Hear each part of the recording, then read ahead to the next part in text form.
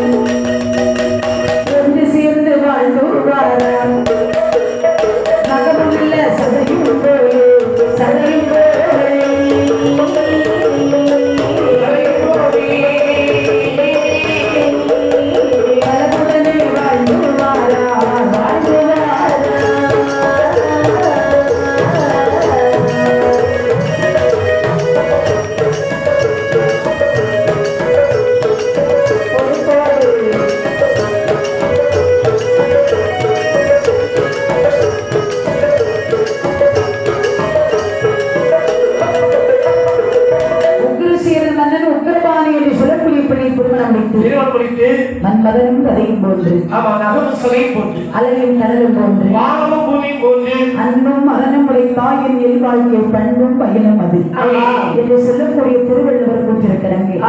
மன்னவனும் தேவியும் மனசார்ந்து வருகிறார்கள். அப்படி வாழ்ந்து வரக்கூடிய சமயத்தில் இறைவனுடைய திருவள்ளாலே சரி உக்கிரமான பெண்மணியானவர்கள் கற்பமிச்சார். பார்த்தீங்களா, பாடுபடக்கூடியது நாமளா இருந்தாலும் பலனை தருகிறது ஆண்டவன் அல்லவா? இறைவன் அருளாய உக்கிரமான பெண்மணியானவர்கள் கற்பமுற்றி 2 திங்களாக அங்கலோக சுமந்து 10ஆன மாதத்திலே அழகின் திருவுருவாய் அழகான ஒரு ஆண்மகனை பெற்றெடுத்தாள். பெற்றெடுத்த குழந்தையுடைய பலாபலனை பார்க்க வேண்டும் என்று ஒரு சோதனையை வரவழைத்தார்கள். ஐயா சோதரே வாருமையா, உமக்கு மட்டும்தானா? ஐயா, எனக்கு ஒரு ஆண் குழந்தை பிறந்திருக்கின்றான். இந்த பாலகனுடைய பலாபலனை பார்த்து சொல்ல வேண்டும். இது பார்த்து சொல்கிறேன். பாலாலே இருந்து அந்த பாலகனுடைய பலனை பார்த்து என்னமா சொல்கிறீர்கள்? இந்த குழந்தையுடைய பலாபலனை பார்க்கும் போது எப்படி இருக்கிறது? குற்றமில்லாத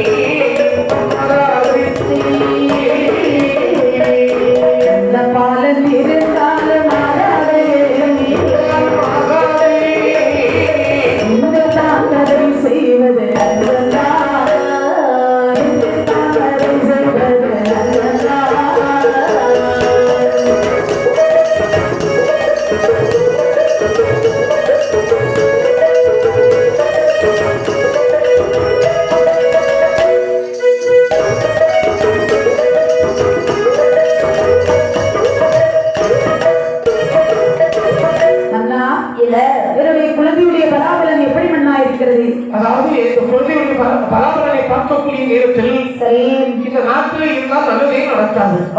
அதனால இந்த குழந்தை வைத்திருப்பதை விட நாடு நடத்துவதே சால சிறந்தது. அப்படியா? இந்த குழந்தை இந்த நாட்டிலே இருந்தால் மழை இருக்காதா? மழை இல்லை என்று சொன்னால் மக்கள் உயிரோடு வாழ்வார்களா? வாழ முடியாது. மக்களுக்கு பஞ்சங்கள் வந்து சேரும். அது ஏதோ இந்த குழந்தை இந்த நாட்டில் இருக்குமானால் மிகவும் மோசமான நிலைதான் நினைக்கிறார் உக்ரசேனன். நாட்டு மக்களுடைய சந்தோஷம் தான் நம்முடைய சந்தோஷம்.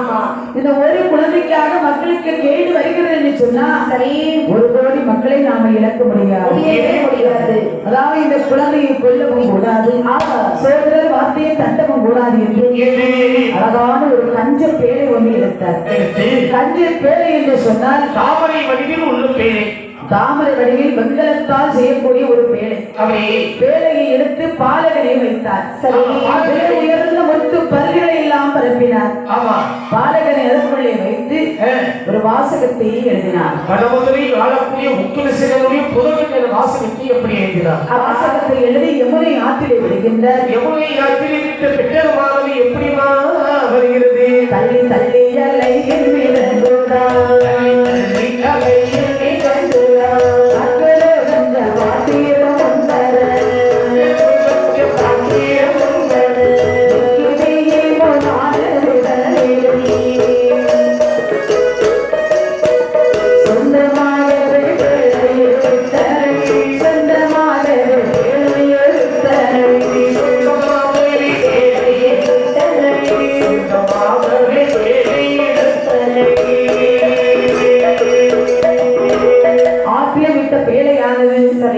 அசைந்து அசைந்து மந்திரமாகிரி நகரம் பக்கம் வருகின்றவை. அந்த மந்திரமாகிரி நகரத்தை யாரும் ஆண்டு வருகின்றார்கள்? ஆரியரச மன்னன், அவருடைய மனைவி திருந்தேவி.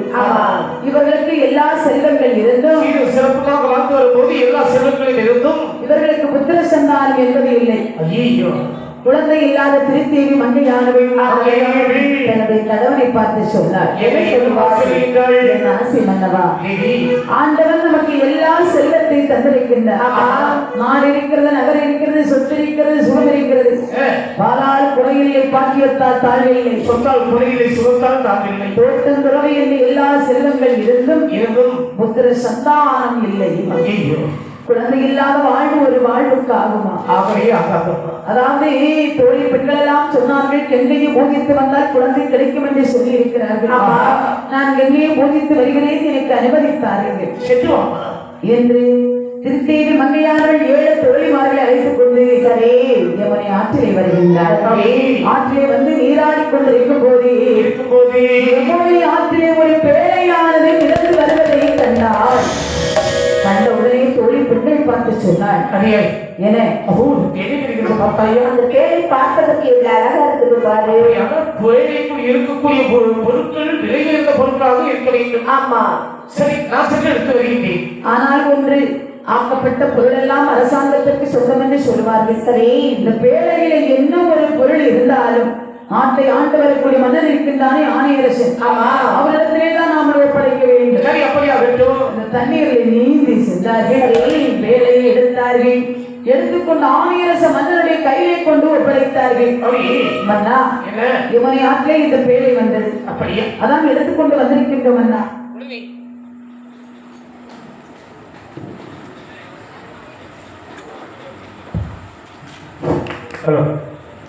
பார்த்தார் மன்னன். வேலையை பார்க்கும் போது உள்ளே ஒரு குழந்தை கொஞ்சி கொஞ்சி அப்படியே அழுகின்றது. அழுகுரலை கேட்ட ஆணையரச மன்னனானவன் இறைவனானவன் நமக்கு வேலையை திறந்து பார்க்கின்றான். அழகான ஒரு ஆண் குழந்தை இருப்பதை கண்டார். குழந்தையில்லா குறையை தீர்க்க வந்த என் குருவிளக்கி, அழிந்து போன எங்கள் குடும்பத்திற்கு அணையான விளக்காய் வந்து கிடைத்த மகனே, மாசனம் ஒன்னே வலம்புரி முத்தி. அதாவது கண்ணத்தவனுக்கு ஒரு கண் பார்வை கிடைத்தால் அவள் எவ்வளவு பெருமிதம் கொள்வார், ரொம்ப சந்தோஷம் கொள்வார். அதே போல குழந்தை இல்லாத ஆணையரச மன்னனுக்கு குழந்தை கிடைத்த உடனே சரி சந்தோஷம் கொண்டார்.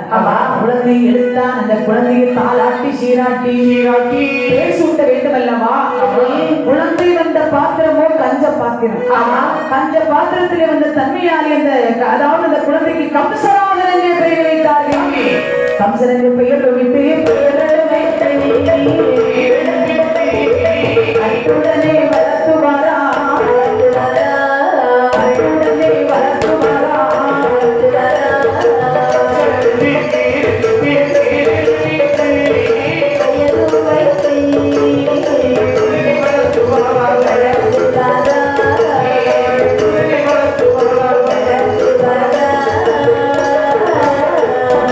வளர்ந்தானே பாலகனோ பாலகனோ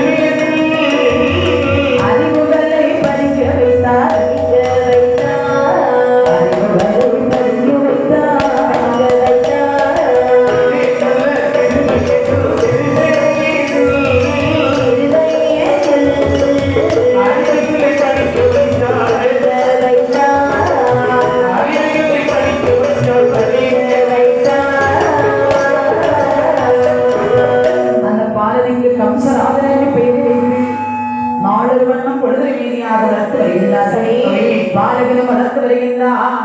வளரும் பெரிய சந்திரன் போல் வளர்ந்து வருகின்றான் இந்த பாலகன். 1 வயது 2 ஆகி உச்சம் 1 நாளாகி அதாவது ஒரு குழந்தைக்கு 1 வயது ஆகிவிட்டார். 1 விளையாடுவான், 2 வயதிலே 2 விளையாடுவான், 3 வயதிலே முடியிற்கு காப்புவார்கள், 4 திருவயதில் நடந்தோடி விளையாடுவான், 5 வயதிலே அங்கே ஆடை கட்ட படிப்பார்கள், 6 திருவயதில் ஆடை அதிகாரிகளுக்கு அழகு பார்ப்பார்கள், 7 திருவயதில் எந்தோடு வைக்க வேண்டும் என்று பாடசாலையில் அனுப்புவார்கள். அதாவது ஒரு மனிதனுக்கு கல்வி என்பது எவ்வளவு முக்கியமான செல்வம் தெரியுமா? இதுதான் சொல்லுவார்கள், கற்றோர் என்பார் கண்ணுடையார் முகத்திரண்டு பொன்னுடையார் கல்லாதார். கற்றவர்கள் முகத்திலே இருப்பது கண்ணென்று, சரி கல்லாதவர்கள் முகத்திலே இருப்பது ஒரு பொண்ணு என்று சொல்லியிருக்கின்ற என்னும் எழுத்தும் 2 கண்ணுக்கு சமம். அது மட்டுமா? வெள்ளத்தால் அழியாது, கொள்ளையும் போகாது, குறையாது, கள்ளருக்கு பயமில்லையாம் இந்த கல்வி. ஒரு பெற்ற கல்வியானது 7 ஜெபத்தில் சென்று மகன் கொடுக்குமா? அப்படிப்பட்ட உயர்வான கல்வி செல்வத்தை சரி நம்முடைய மகன் கம்சனம் படிக்க வேண்டும் என்று நல்ல ஒரு ஆசாரி வரவழைத்து தன்னுடைய மகனை பார்த்து சொன்னார். மகனே கம்சராஜா, உனக்கு 5 வயது ஆகிறது. நீ இன்று முதல் எங்கே போக வேண்டும் தெரியுமா? எங்கே போக வேண்டும்? பள்ளியில் சென்று படித்து வருவாள் கண்மணியே.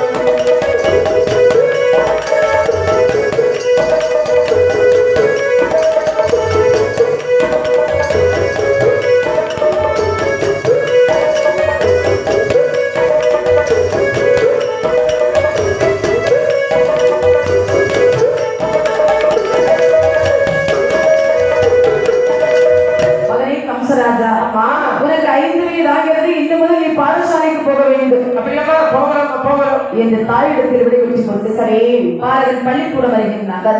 பள்ளிக்கூடத்தை வந்தாலே இந்த வாத்தியார் ஒழுங்காக பாடு சொல்லி கொடுத்தால் ஒழுங்காக படிக்கிறான் ஐயா. இவங்க படிக்கவில்லை, மற்ற மாணவர்களை படிக்க விடுவதில்லை, பள்ளிக்கூடத்தில் பல சேர்க்கைகள் எல்லாம் செய்கின்றார். ஆமா, அப்போது அங்கிருந்த மக்கள் எல்லாம் சொன்னார்கள், அங்கு இந்த மாணவர்கள் சொல்கிறார்கள், அதே கம்சா நீ ஒரு அனாதை இல்லை, எங்கிருந்தோ வந்தவன் என்னை அடித்து இப்படி துன்புறுத்துகின்றாய், நீ ஒரு அனாதை. நான் ஒரு அனாதையா? ஆமா. அரசன் என்னுடைய தந்தை இருக்க, திருத்தேவி என்னுடைய தாய் இருக்கேன், நான் எப்படி அனாதையாக முடியும்? அவர்களுக்கு கூட நீ மகனாக பிறக்க அருகதை அற்ற நீதானடா, நீ ஒரு வேலைக்கு ஆற்றிலே பிறந்து வந்தவன். அப்போதுதான் இந்த கம்சனுக்கு தெரியும் நாமல் அனாதை. அனாதை என்று பெயரெடுத்த கம்சராஜன் மனம் உடைந்தான், மனதில் நினைக்கிறார். அனாதை என்று பெயரெடுத்து இந்த ஊரில் இருந்தா நமக்கு மரியாதை இருக்குமா? எல்லோரும் நம்மை பற்றி பக்தியாக பேசுவார்களே என்று இந்த ஊரிலே இருக்கக்கூடாது, வாழ்வழிந்து மறுபடிக்கு போக வேண்டும் என்று மனம் சடைந்த கம்சராஜனானவன் என்னமா செய்கின்றான்? வாழ்வழிந்து மறுபடி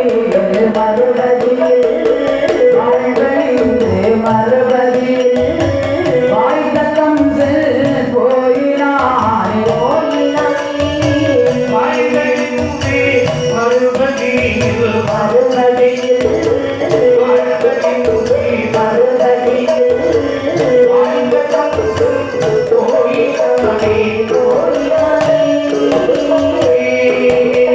தாழ்வு வந்து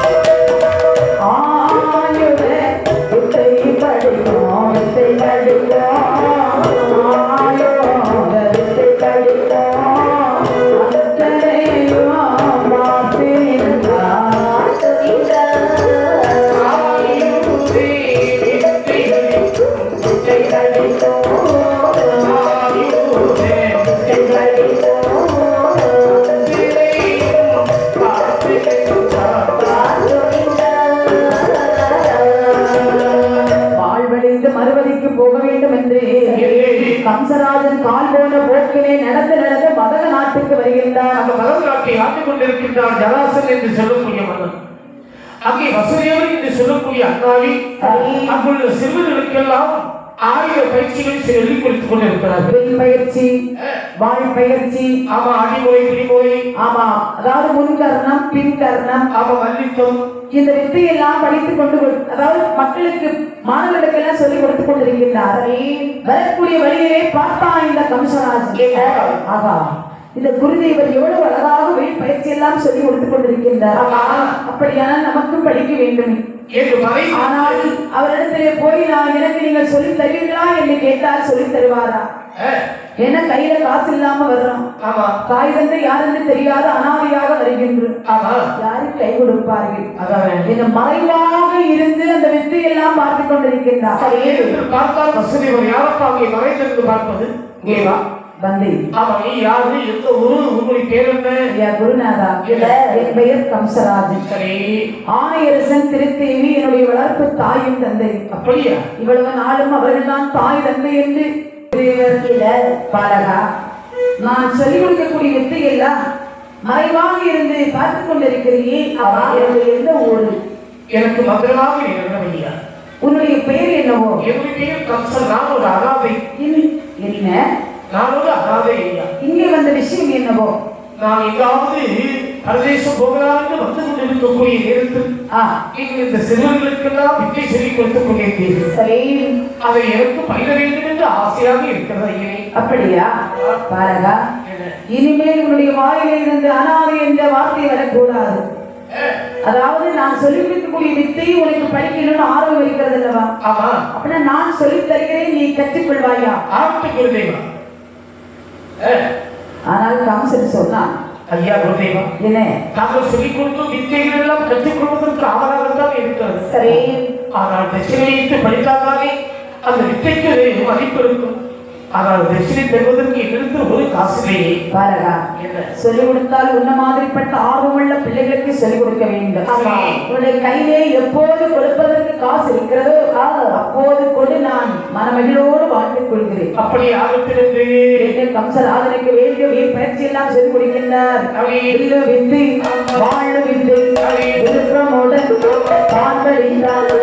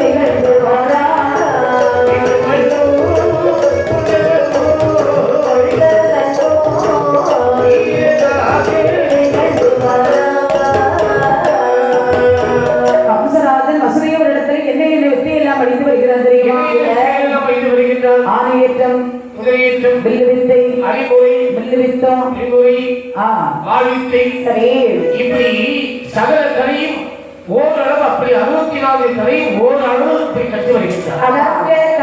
கற்பவை கற்றப்பின் நிற்க அதற்கு தகை என்று சொல்லக்கூடிய திருவள்ளுவர் கூறியிருக்கிறேன். வித்தை படித்திருந்தாலும் அதை முறையோடு கற்க வேண்டும். அப்போதுதான் அந்த வித்தைக்கு ஒரு பெரிய மதிப்பு இருக்கும். ஆமா, கற்பதை கசடர கற்றுக்கொண்டு வருகின்றான் இந்த கம்சன். குற்றம் நீங்கி அப்படி படித்து வருகின்றார். இப்படி படித்து வரக்கூடிய சமயத்திலே எல்லா வித்தையும் படித்தான். காலை பருவத்தை அடைந்தார். காலை பருவம் என்று சொன்னா 18 வயசு. கட்டில காலை பருவம். ஆமா, 18 வயசிலே இந்த கம்சராஜன் ஆனவன் அதாவது எல்லா வித்தையும் படித்திருக்கக்கூடிய சமயத்திலே நாட்டுக்கு ஒரு கேடுகாலம் வருகிறது.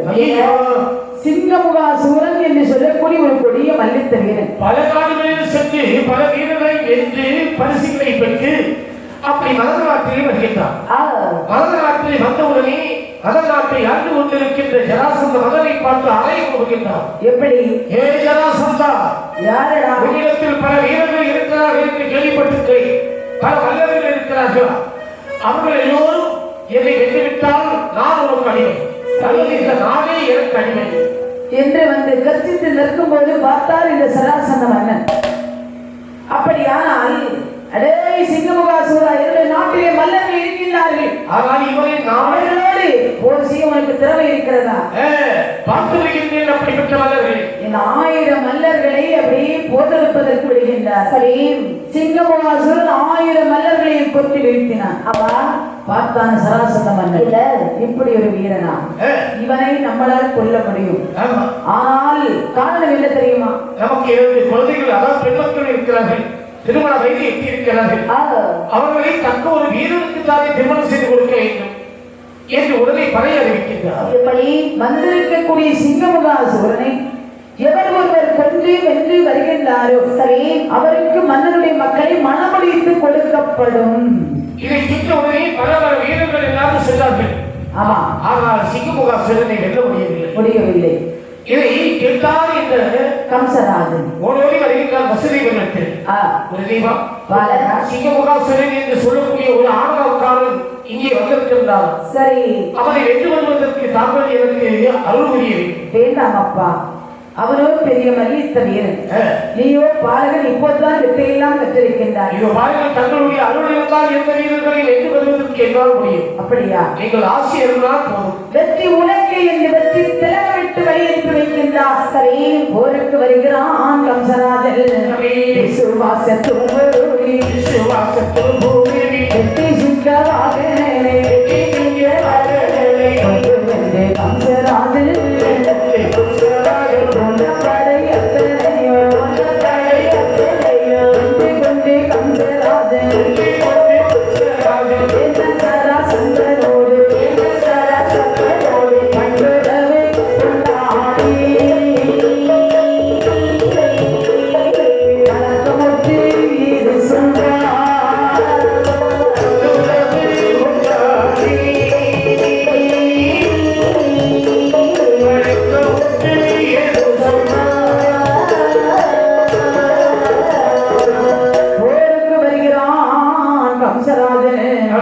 சிங்கமனும் செங்குருதி பொங்கியல சீரிப்பாய் வேங்கை போலே வருகிறான்.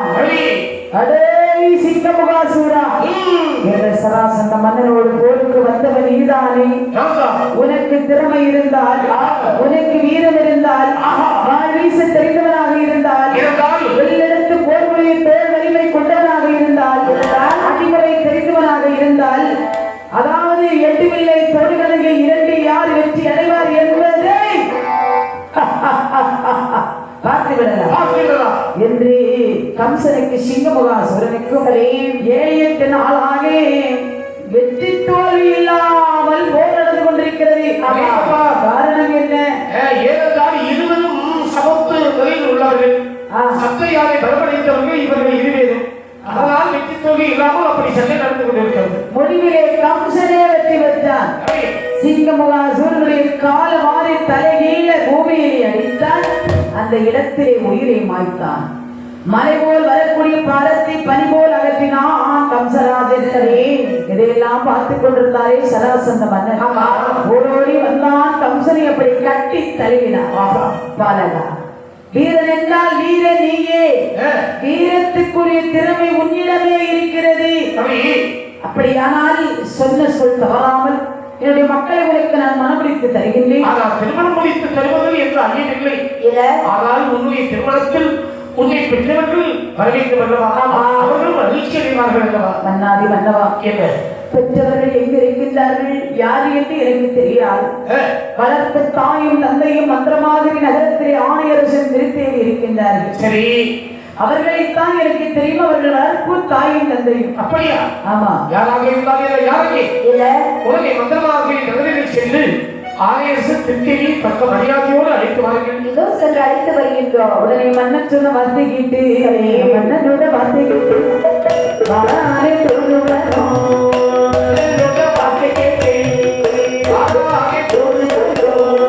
பாடுவல வனங்கடந்து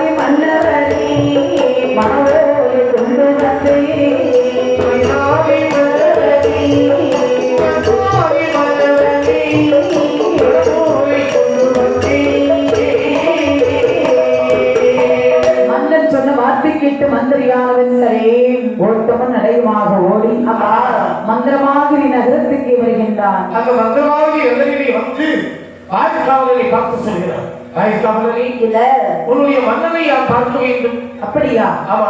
இதோ நான் விஜயம் செய்து வருகிறேன் என்று அந்த காவலாளி ஓடி வருகிறார். மன்னா, இல்ல உங்களை பார்ப்பதற்கு ஒரு கொற்றன் ஒருவன் வந்திருக்கின்றார். அப்படியா? உடனே அவரை அழைத்துவார்கள். உடனே மன்னர் சொன்னார், உள்ளே வர வேண்டுமா? அப்படியா? ஓடோடி வருகின்றான். மன்னரை வந்து அடிவருகின்றான். அண்ணா, என்ன? வணக்கம். வணக்கம். நான் மதர் நாட்டிலே இருந்து வந்திருக்கின்றேன். என்ன விஷயம்? அதாவது தங்களுக்கு ஒரு மனோரை கொண்டு வந்திருக்கிறேன். இதோ ஓலையை கையில் வாங்கினார் மன்னன் ஆனவன். சரி, 1000 சொன்ன அந்த ஓலையை பிரித்தபடி படிக்கின்றார். சரி, அதாவது சிங்கமுகாசூரை கொண்ட காரணத்தாலே மன்னனுடைய மக்களை கம்சனுக்கு மனமளித்து கொடுக்கப்படும். அப்படி உடனே இந்த வாசகத்தை படித்த உடனே திருத்தேவி அழைக்கிறார். அம்மா திருத்தேவி, இல்ல ஓடிவா ஓடிவா. சொல்லுங்க. நம்மிடத்தில் சொல்லாமல் கொள்ளாமல் சென்றாலே அந்த கம்சராஜன் இப்போது எங்கே இருக்கிறார் என்று தெரிந்துவிட்டது. எங்க இருக்கிறீரா? மதுரை நாட்டிலே ஜராசந்தனுடைய அரவணைப்பில் இருக்கின்றார். அவனுக்கு திருமணம் நடக்க இருக்கிறது. திருமணம் முடித்த கையோடு இங்கு வந்துவிட்டால் நமக்குதான் பேர் ஆபத்து. அப்படியா? ஆகவே அவன் நமக்கு கிடைக்கக்கூடிய நேரத்திலே அந்த பேழை இருந்தது அல்லவா, அந்த பேழையும் எடுத்துச் செல்ல வேண்டும் என்று கம்சன் அந்த கஞ்ச பேழை எடுத்துக்கொண்டு வருகின்றார்.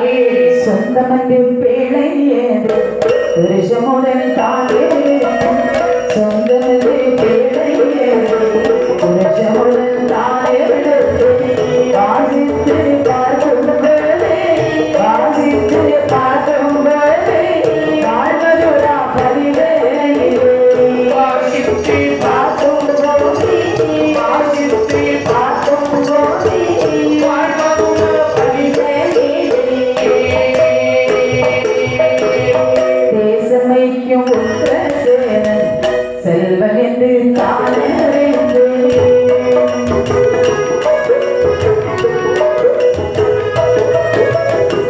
மன்னவனோ மகிழ்ச்சி கொண்டே, மன்னவனோ மகிழ்ச்சி கொண்டே, மகளை மனம் முடித்து கொடுத்தார்.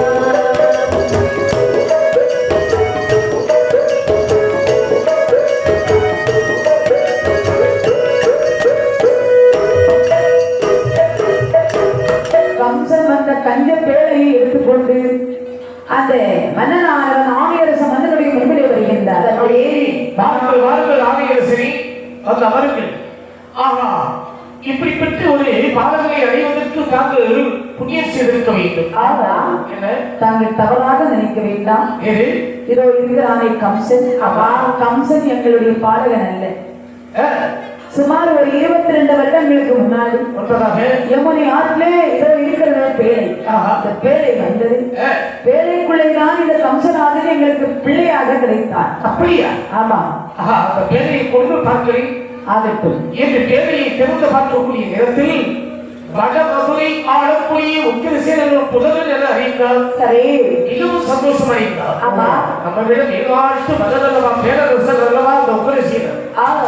அவருடைய மகனுக்கு நம்முடைய பிள்ளைகளை திருமணம் செய்து கொடுப்பதில் எந்த ஐயமில்லை என்று அப்படி என்று சொல்லி மன்னனுடைய மக்களை கம்சராஜன் நல்லதொரு நாளையிலே மரமுடித்தான். அவை திருமணம் முடித்து சில காலம் அப்படி வாழ்ந்து வருகின்றார்கள். மனதிலே ஒரு எண்ணம், எப்படி பால் கொடுக்காமல் சின்ன வயசிலே நம்மை அனாதையாக ஆத்திரை விட்டு விட்டார்களே அந்த பாவிகள். ஆமா, உயிரோடு இருக்கின்றார்கள்.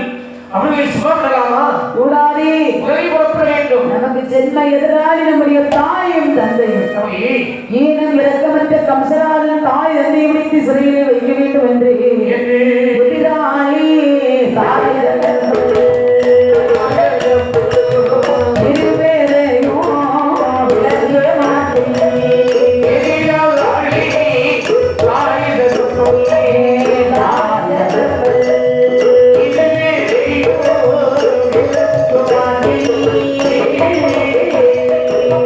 மகனுக்கு தோள்களும் கல்வியில் வெளியும் என்றார். ஓம் நமோ சிவாயம் என்று உன் பிறந்த தங்கை மாலை, தெய்வகியான் ரோகிணிக்கோ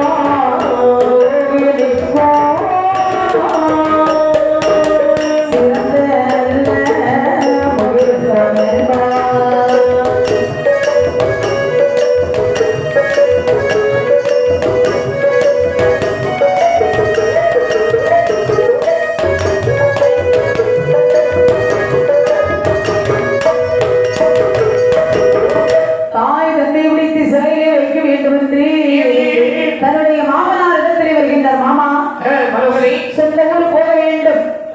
மறுபடி என்ன இப்போது கண்டிப்பாக போக வேண்டும். கண்டிப்பாக போக வேண்டும். உங்கள் மகளுக்கும் எனக்கும் விடை கொடுத்து அனுப்பி வையுங்கள். அடுத்த மாதம் நல்ல நாள் இருக்கிறது, அப்போது போகலாமே. வேண்டாம், நல்ல நாள் பார்ப்பதற்கு நான் நல்ல காரியம் செய்ய போகவில்லை. தாய் தந்தையை பிடித்து சிறையில் வைக்க போகின்றேன். ஏதோ எனக்கு தெரிந்ததை செவிவிட்டேன். என்னுடைய 2 மக்களையும் என்னுடைய கண்ணாக நான் வளர்க்கிறேன். இப்போது உங்களுக்கு திருமணம் முடித்து தந்திருக்கிறேன். அவருடைய கண்களில் இருந்து ஒரு சொட்டு கண்ணீர் வரக்கூடாது. கண்ணீர் வராது, ஆனந்த கண்ணீர் தான் வரும். ஆமா, நீங்கள் ஏதாவது சிறப்பாக செய்தால் அவர்களுக்கு ஆனந்த கண்ணீர் வரும். அப்படியா? அதாவது உங்க மகளுக்கு நல்ல வார்த்தை சொல்லி வழி அனுப்பி வையுங்கள். அப்படியா? அம்மா, குழந்தைகளே, இல்ல கணவன் எவ்வளியோ அவ்வளியே நீங்கள் செல்ல வேண்டும். அவர்களுக்கு எந்த ஒரு பாதையும் இருக்கக்கூடாது. சரி, சென்று வாருங்கள், சென்று வாருங்கள். ஆகட்டு வந்து தன்னுடைய மனைவிகளை கூட்டிக் கொண்டு திரும்பும் போது வசுதேவர் அப்படி குடுக்குறன்னு பார்க்கிறாரு. என்னடா இது, நம்மளை விட்டுட்டுலா போறான் ஆஹா அப்படின்னு சொல்லி, கம்சா எங்கே போகிறாய்? நான் வருகிறேன், என்னையும் அழைத்து செல். போன பிறகு இங்கே எனக்கு என்ன வேலை? உன்னை வைத்துதானே எனக்கு பேரு புகழ். அப்படியா? நானும் உன்னோட வருகின்றேன். சரி, அப்படியே ஆகட்டும். அப்படி என்று கம்சன் ராஜன் தன்னுடைய மனைவிகளை கூட்டிக் கொண்டு சரி குருதேவராஜ வசுதேவர் துணையோடு வட்டமதுராபுரிக்கே வருகின்றார். மதுராபுரியில் வரக்கூடிய சமயத்தில் கம்சனுடைய தாயும் தந்தையும் வயதான கோலத்தோடு அந்த சிம்மாசனத்திலே அமர்ந்திருக்கின்றார்கள். கண் தெரியாது, காது கேட்காது, அப்படி இருக்கிறார்கள். அருகிலே வந்தான் கம்சன். என்ன கேட்கின்றான்? மந்திரி பார்த்து கேட்கிற, மந்திரி மன்னவா, அதோ அரியாசனத்தில் இருப்பது யாரு? உங்கள் தாயும் தந்தையும். தாயும் தந்தையும் பெற்ற உடனே ஒரு சொட்டு பால் கூட கொடுக்காமல் என்னை பிழைத்து வைத்து அனுப்பிய பாரி வேண்டுதானே? ஏழை பிடித்து பாதாள சிறையில் அடைத்திருந்தோம். இறக்கமற்ற கம்சராஜன் தாய் தந்தை என்று பாராமல் பாதாள சிறையிலே அடைத்தான். சிறையிலே அடைத்தான், சிம்மாசனத்தில் அமர்ந்தான். குடும்பம் ஆட்சி செய்கின்றான். ஆட்சி செய்து வரக்கூடிய சமயத்திலே சரி கம்சனுடைய சித்தப்பா பிள்ளைங்க தெய்வீக ரோகிணி ஓடோடி வந்து கம்சன்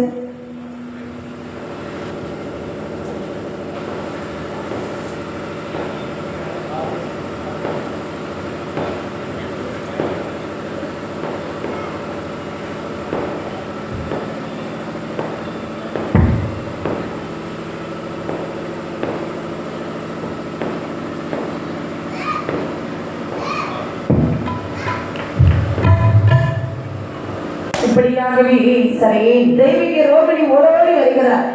அண்ணா, நாங்கள் யார் என்று உங்களுக்கு தெரிகிறதா? கேள்விப்பட்டு எனக்கு 2 தந்தைமார்கள் இருக்கிறார்கள். அது நீங்கள் தானா? அதாவது எங்கள் தாய் தந்தை இறந்து விட்டார்கள்.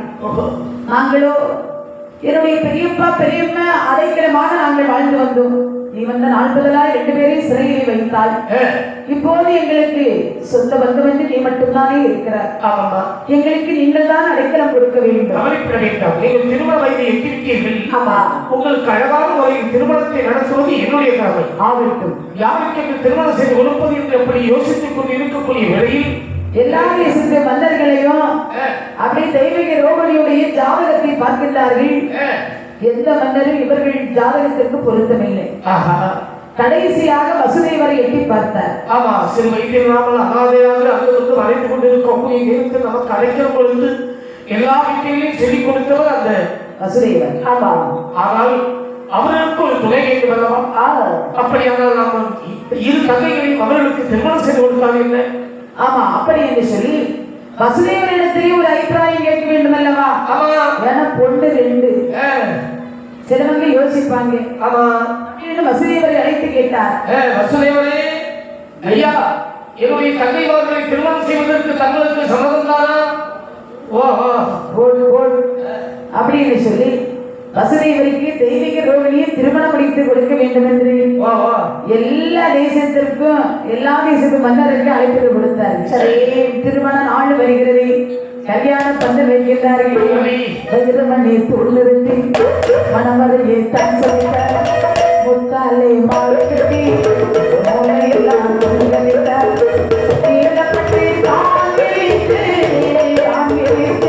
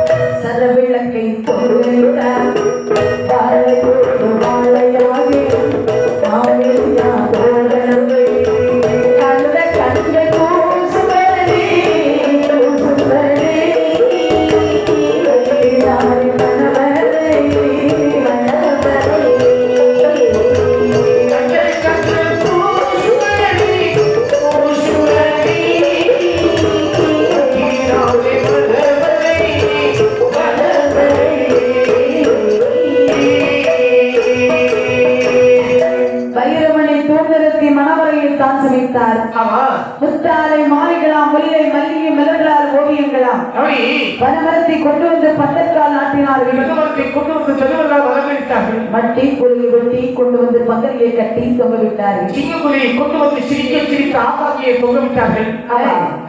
சிங்கங்களை கொண்டு வந்து சிரிக்க தொங்க விட்டாங்களா? ஆமா, சிரிக்க அப்படி கட்டி தொங்க விட்டார்கள். ஏன் சிரிச்சு தொங்கினாங்களோ? ஏங்க பழுத்தாச்சுன்னா லேசம் தட்டாச்சுன்னா கொத்து சாப்பிடும் போது ரொம்ப டேஸ்டா இருக்கும். என்ன அழகான காய்.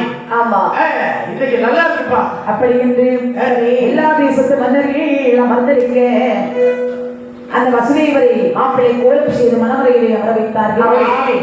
தெய்வீக ரோகிணியை 21 தொழில்மார்கள் அலங்காரம் செய்து வசுதேவருடைய வலது பக்கம் இடது பக்கமாக அமர வைத்தார்கள். நல்லதொரு நேரத்தில் தானியர்கள் 1000 பேர் வாழ்க்கை சொல்லிதற்கு சங்க ஒழித்திருந்து சங்க கவி பாடினிருக்க மாப்பிள்ளையும் பெண்ணும் மனவரையில் வைத்திருக்க சூரியன் உதிக்கும் திசை சுந்தரர் பார்த்திருக்கு ஆரிய முறைவெடுக்கி ஆகமங்கம் செய்தார்கள். குறித்த நேரத்திலே கோடி மலர் குறித்திட முக்காலம் அரிச்சங்கு கொங்கு நாதசுரம் தப்பு தவிசரே போல இசை கருவிகள் கடல்போல் முழங்கி இருக்கு. பெண்கள் எல்லாம் ஆராட்டி எழுந்ததற்கு பெண்களுக்கு தாலி ஒரு வேதி என்பார்கள். புனிதமான மாங்கல்யத்தை வசூலியவர் கைதெடுக்க சரே வேத வந்த போதே தெய்வகி ரோகிணி கழுத்திலே திருமாங்கல்யம் சுட்டினார்.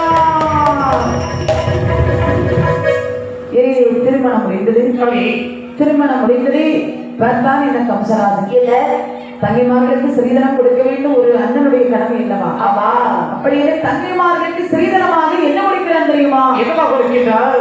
வடமதுராபுரி பட்டணத்தை 2ஆக பகிர்ந்து, அதாவது வடமதுரையை கம்சனுக்கும் தென்மதுரை வசுதேவருக்கு வந்து எழுதி கொடுக்கிறார் ஐயா. இப்படி கொடுத்த பிறகு அங்கே தங்கைமார்களுக்கு அங்கிருந்த அனைவரை பட்டணத்தை கம்சராஜன்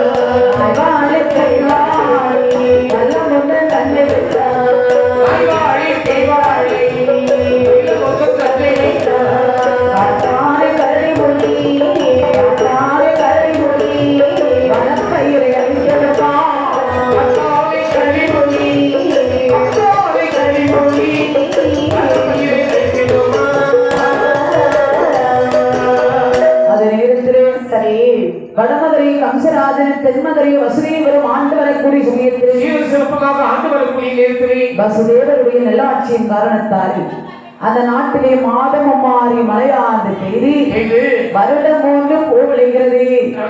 அதாவது ஒரு நாட்டிலேயே மாதமும் மாறி மழையாண்டு பெய்தால் அங்கே உள்ள குடிமக்கள் எல்லாம் சந்தோஷமாக வாழ்ந்து வருவார்கள். அங்கே உள்ள சம்சாரிமார்கள் என்ன செய்வார்கள்? அந்த நிலத்தை உழுது பண்படுத்தி அங்கே நசிய பூசி பயிர்கள் செய்வார்கள். சரி, அந்த மாதிரி கம்சனுடைய நாட்டு மக்கள் எல்லோரும் அவரவர்கள் தோட்டத்திலே பயிர்கள் எல்லாம் விளைக்கின்றார்கள். எப்படி இஞ்சி வைத்தார், என்ன வைத்தார், என்ன வைத்தார்,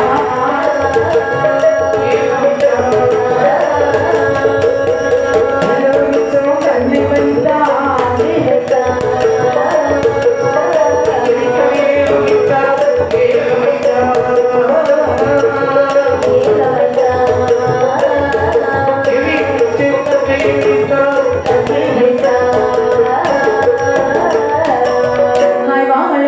வாழை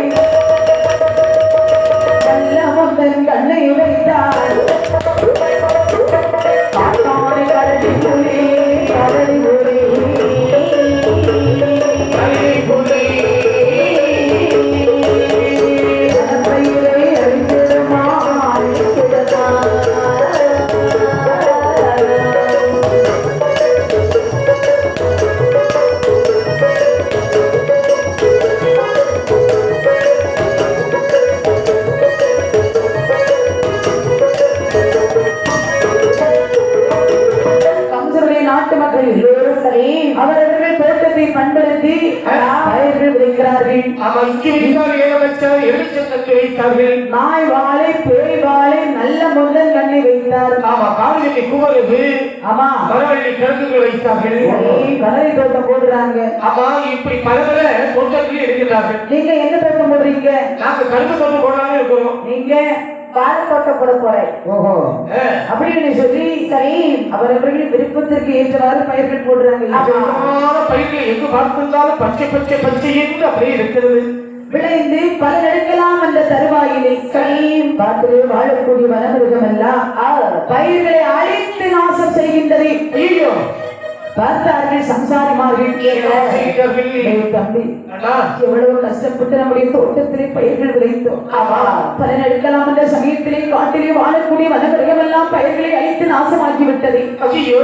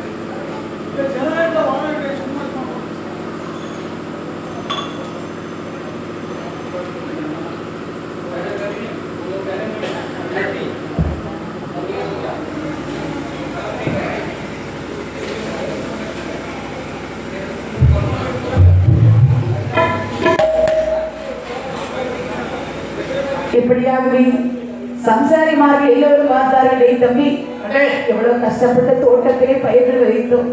பலன் எடுக்கலாம் என்ற சமயத்திலே காட்டிலே வாழக்கூடிய வனமிருகம் பயிர்களை அழித்து நாசமாக்கி விட்டது. மக்களுக்கு ஒரு முறை என்று சொன்னால் அக்குறைய மன்னன் தானே தீர்க்க வேண்டாமா? அப்படின்னா அவள் மன்னனிடத்திலே சென்று முறையிட வேண்டும் என்று சம்சாரிமார்கள் எல்லோரும் ஒன்று சேர்ந்து கம்சராஜனிடத்திலே வந்து முறையிட்டார்கள். மன்னவா, மன்னாதி மன்னவரே, மன்னாதி மன்னவரே, மன்னாதி மன்னவரே, மகுடமோடி ராஜமன்னா, மகுடமோடி ராஜமன்னா, மன்னாதி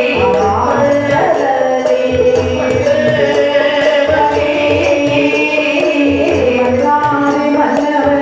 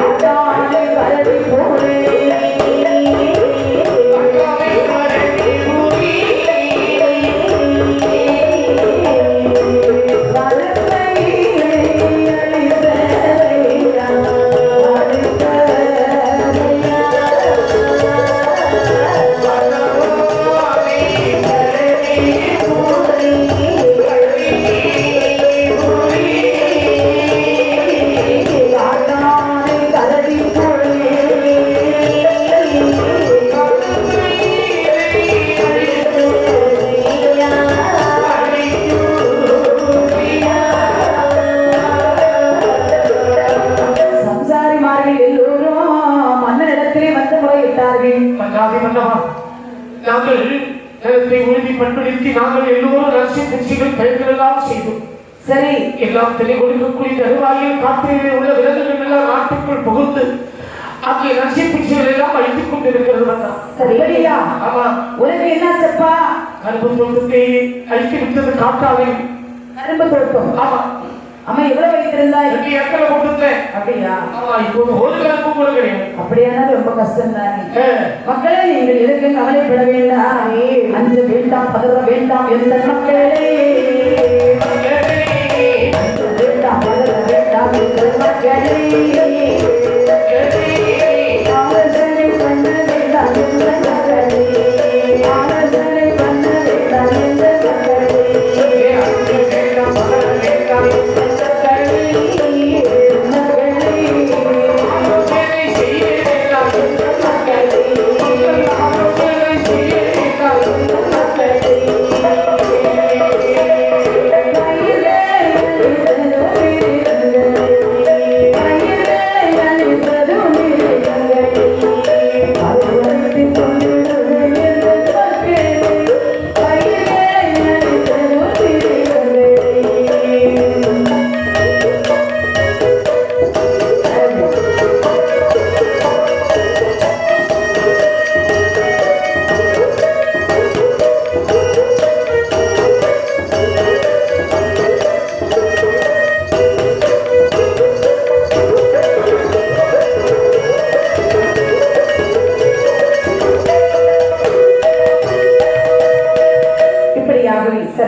பார்த்தார் மன்னன்.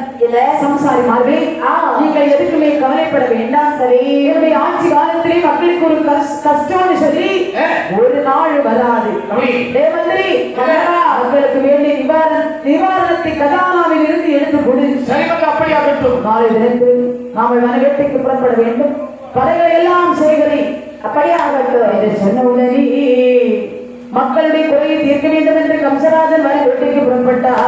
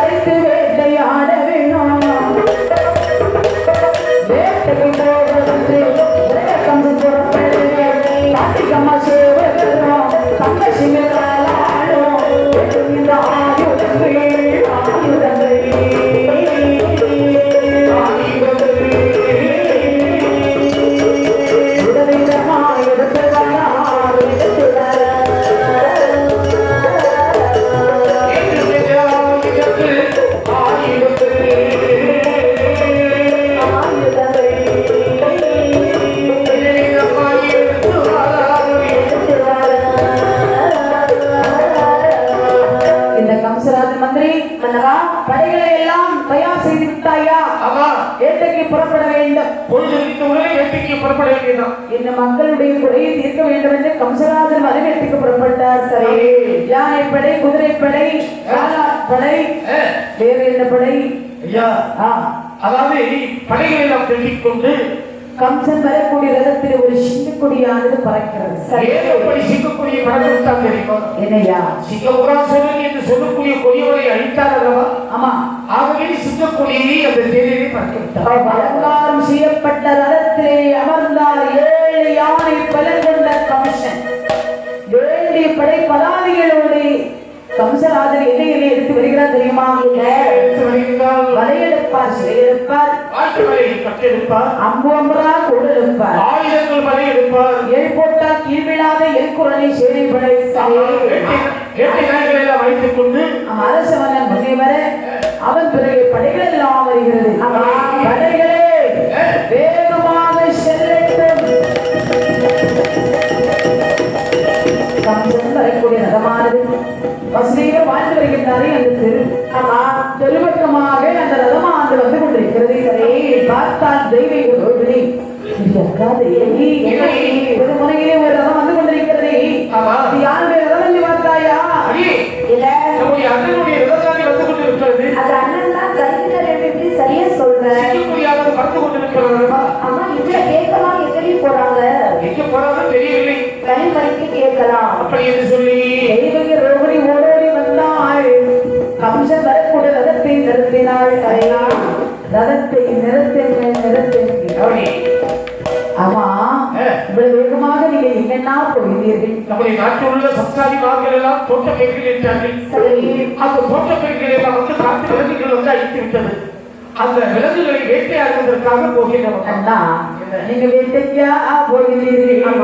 அண்ணன் வேட்டையாடு அறுபத்தங்க பார்க்க வேணும். அண்ணன் வேட்டையாடு அறுபத்தங்க பார்க்க வேணும். மனசினாக பார்க்க வேணும். தங்க வேணும். பரிகாரம் தங்கே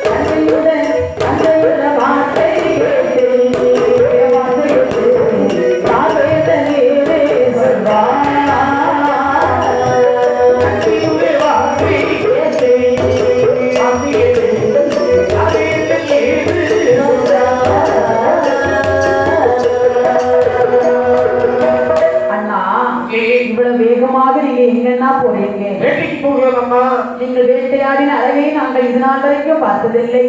நாங்கள் வருகிறோம், எங்களையும் அழைத்து செல்லுங்கள். ஐயோ, காட்டில் உள்ள துஷ்ட விலங்குகளை கண்டால் நீங்கள் பயந்து விடுவீர்கள். நான் வேட்டையாடி முடித்து வரும்போது உங்களுக்கு விளையாடுவதற்கு ஒரு மார்க்கத்தை பிடித்து வருகிறேன். அண்ணா, எந்த மிருகத்திற்கு நாங்கள் பயப்பட வேண்டும்? 7 யானை பலம் கொண்ட என்னுடைய அண்ணன் கம்சனே இருக்க சரி, எந்த ஒரு வன மிருகத்திற்கு நாங்கள் பயப்பட வேண்டிய தேவையே இல்லை. நாங்கள் வருகிறோம், எங்களை அழைத்து செல்லுங்கள். என்னுடைய தங்கைமார்கள் என்னுடைய வீரத்தை நன்றாக புரிந்து வைத்திருக்கிறார்கள். தங்கைமார்களை கொண்டு செல்வதற்கு பல்லாக்கு கொண்டு வாருங்கள். இதை கொண்டு வருகிறோம். வசதிகளை கொண்டு செல்வதற்கு பட்டத்து யானை கொண்டு வாருங்கள். வயசான காலத்தில் ஒரு பக்கமாக அவர் இருக்கட்டும். இல்லை, கானகத்திற்கெல்லாம் அவரை அழைத்துக் கொண்டு போக வேண்டாம். நீங்கள் இதுவரை காலம் வந்ததில்லை. ஆகவே உங்களுக்கு துணையாக அவர் கண்டிப்பாக வர வேண்டும். அப்படியா? ஆகட்டும் என்று சொல்லி பட்டத்து யானை மீது அமர்ந்தார் வசுதேவர். சரி, பல்லக்கிலே அமர்ந்தால் தெய்வங்க ரோகிணி. கமிஷன் படைப்பதாரிகளோடு கானகத்திலே வருகின்றார். கானகத்திலே வந்தால் வளர்ந்து ஒரு மாமரச் சோலையை கண்டார். மாமரச் சோலையிலே தங்கிமார்களை அமர வைத்து கம்சராஜன் கானகத்தில் வந்து வேட்டைகள் ஆடுகிறார். வேட்டைகள் ஆடுகிறார்.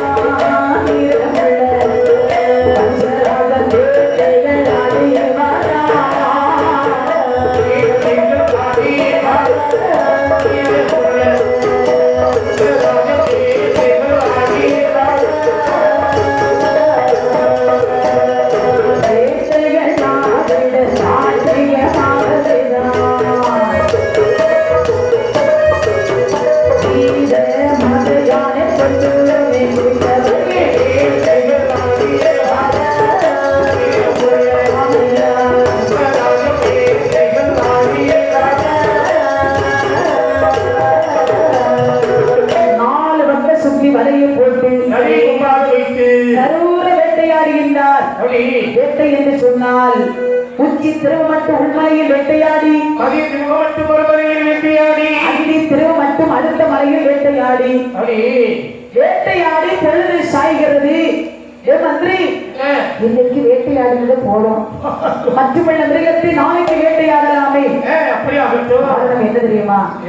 தங்கிமார்கள் காணல் வந்து பழக்கம் கிடையாது. அப்படியான தங்கிமார்களை பார்த்து வருவோமா? என்று கம்சராஜன் ஓடி வருகிறான். வந்து தங்கிமார்கள் அமர்ந்திருக்கக்கூடிய மாமரச் சிறையிலே வந்து பார்க்கும்போது தெய்வங்களுடைய முகமான சற்று வாட்டமாக இருக்கிறது. ஏனமா முகம் சற்று வாடி இருக்கிறது, என்ன காரணம்? அண்ணா என்ன? அதாவது தங்காய் உன்னுடைய முகம் ஏன் இப்படி வாட்டமாக இருக்கிறது கேட்கிறீங்க? இவ்வளவு நேரம் நீ வேட்டையாட வேண்டுமா? நாங்கள் பெண்கள் எவ்வளவு நேரம் தான் இந்த காட்டுக்குள்ள உலா வருவது? இதனால் தான் உன்னை வர வேண்டாம் என்று சொன்னேன். எங்களையும் விடாப்பிடியாக வரேன் என்று சொன்னீங்க. இப்போது உனக்கு என்ன வேண்டும்? அண்ணா தங்காயுடைய முகம் ஏன் இப்படி வாட்டமாக இருக்கிறது கேட்கிறீங்க? தாகுமது ஒரு கோடில்லை, ஒரு கோடில்லை.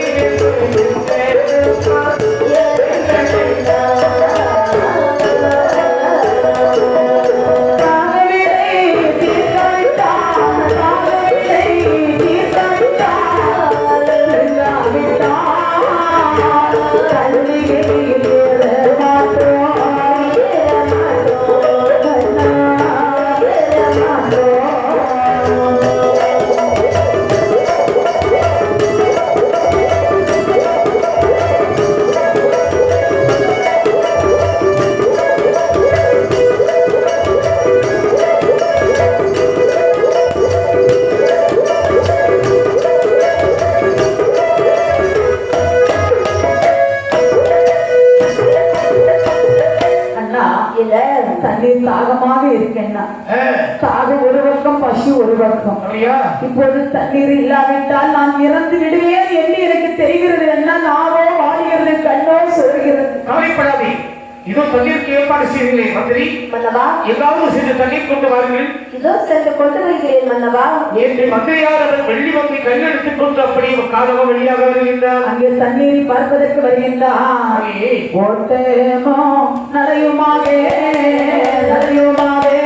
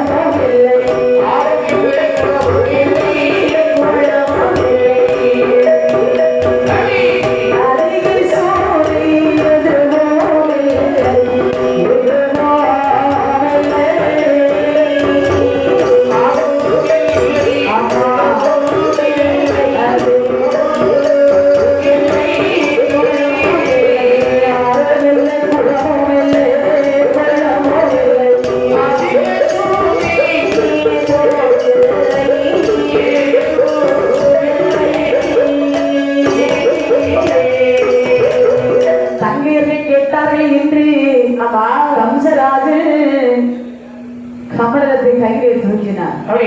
தேடாத இடமெல்லாம் தேடி வருகிறான் தண்ணீர். ஆறுமில்லை, குணமில்லை, அதிக சுனை எதுவும் இல்லை. அந்த காரியத்தில் 6 குணம் இல்லைன்னு சொன்னா யாராவது நம்புவார்களா? நம்ப மாட்டார்கள். 6 குணம் எல்லாம் இருக்கு.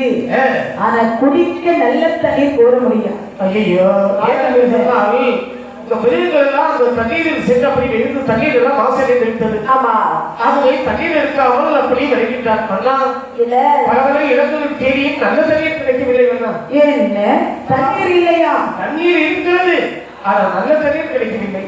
நல்ல தண்ணீர் இல்லை என்று சொன்ன போது தெய்வகியானவள் சொன்னாள், அண்ணா இப்போது நான் தண்ணி குடிக்காவிட்டால் ஒரு அடி கூட என்னால் நடக்க முடியாது. ஆஹா. அப்படி என்று தெய்வகையானவள் அப்படி சுற்றி முற்றும் பார்க்கக்கூடிய சமயத்தில் ஒரு மாமரத்தின் மேலே ஒரு மாங்கனி இருப்பதை கண்டாள். அண்ணா, தண்ணீருக்காக அங்கும் இங்கும் அலைய வேண்டாம். அதை பாருங்கள், அந்த மாமரத்தில் ஏற்றே பெரும்புகள்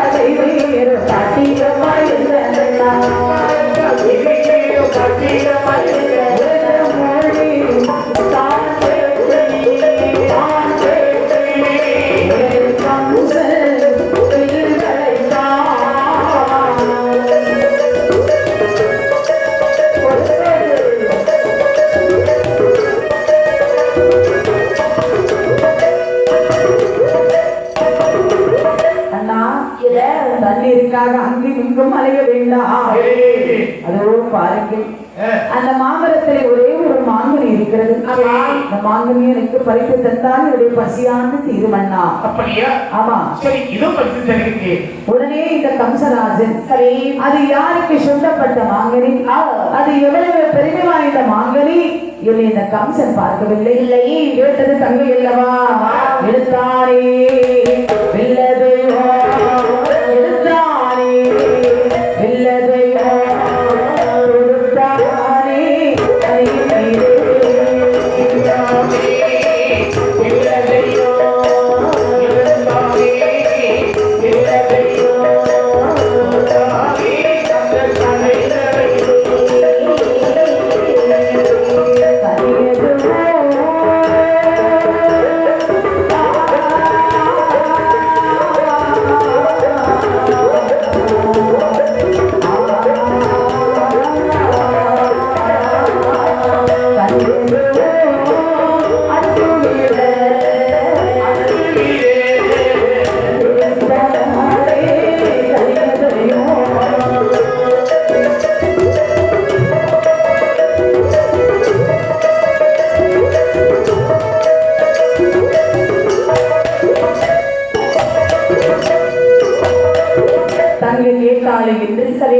அந்த மாங்கனியை பறிப்பதற்கு எடுத்தான் வில்லை, தொடுத்தான் கணையை, மாங்கனியை பறித்தான், எட்டாக பகர்ந்தான், தெய்வகி கையிலே கொடுத்தான்.